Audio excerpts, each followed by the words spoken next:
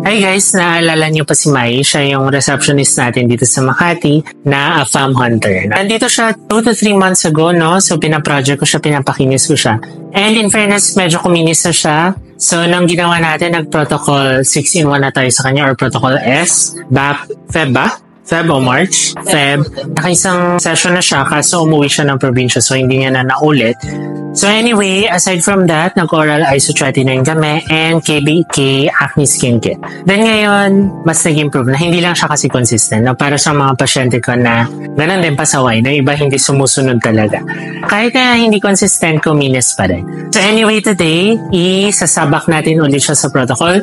Kasi meron pa rin siyang konting acne scars. Alam niyo naman ang acne scar protocol talagang dapat 3 to 5 sessions. Second session na ni Mai today. So hopefully we can see exceptional results. Papakita naman namin yan next week. Ready ka na ba masaktan, Mai? Ready na po, Doc. Ito yung skin ni Mai nung bagong hire siya sa amin. No? Diba sabi ko, ipaproject ko siya. Madumi yung face, daming acne, daming scars. No? So inalagaan naman namin.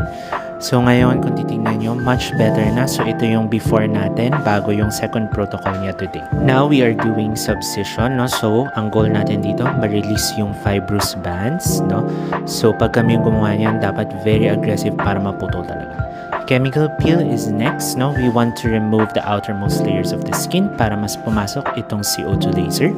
That's called synergism. So, these procedures work better when they are done sa isang upuan, no? Kasi nag-aalalay sila sa isa't isa.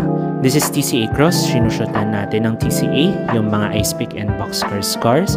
This is PRP microneedling. We're putting blood, then mina-microneedle natin. Not shown na yung Regeran S. Patikim sa results. Pakita ko yung full result next time. See you sa clinic.